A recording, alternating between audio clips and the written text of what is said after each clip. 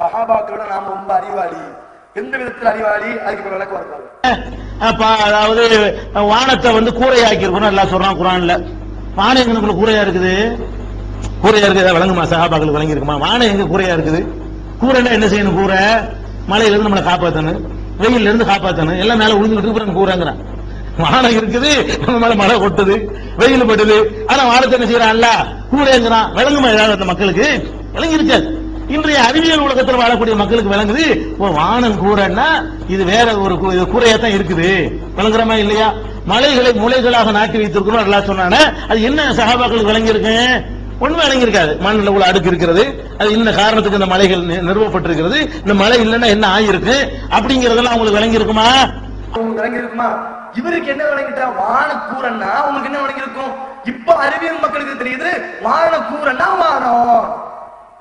இவருக்கு என்னப்பா விளங்கிட்டு? உனக்கு வானம் கூரையா இருக்குன்னு அல்லாஹ் சொல்றானா? அந்த சஹாபாக்களுக்கு என்ன விளங்கி இருக்கும்? வான கூரன்னா என்ன வான கூரையா இருக்கு? நமக்கு அறிவியல் மக்களுக்கு விளங்குது வான கூரன்னா வான கூரை. இல்லையா? இது இல்லையா? நல்ல கவனமா இருக்காங்க. நவீன பிரச்சனைகளுக்கு சஹாபாக்கள்கிட்ட தீர்ப்பு கேட்டிருந்தா சொல்லியிருப்பாங்களா? என்ன கேட்கறான்? இப்ப நம்ம காலத்துல மிக்சி உருவாயிருக்கு, நம்ம காலத்துல கிரைண்டர் உருவாயிட்டு, நம்ம காலத்துல ஃபேன் உருவாயிட்டு, இப்படியாச்சும் ஒரு சஹாபாவுடைய கண்ணியத்துக்கு இவர் கேட்கக்கூடிய கேள்வியை பாருங்க. நவீன பிரச்சனைகளுக்கு சஹாபாக்கள்கிட்ட கேட்டா தீர்ப்பு சொல்லியிருப்பாங்களா?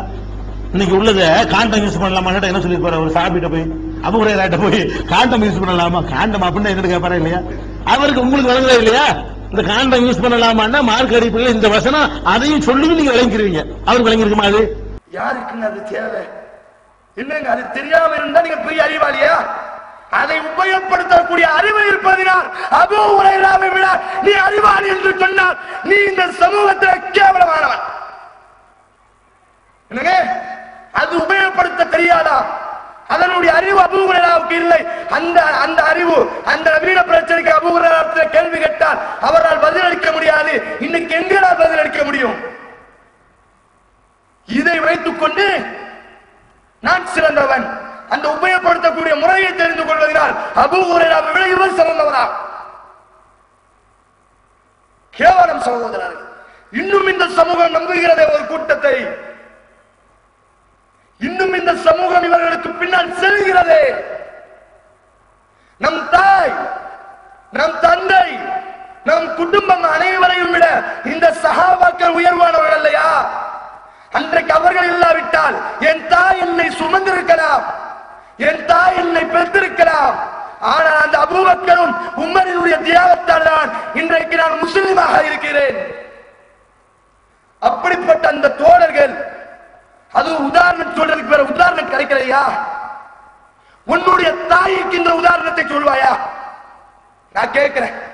என் தந்தை 3 வருஷத்துக்கு முன்னாடி மரணித்து விட்டார். என் தந்தைக்கு இந்த உதாரணத்தை நான் பேசுவேனா? அதாவது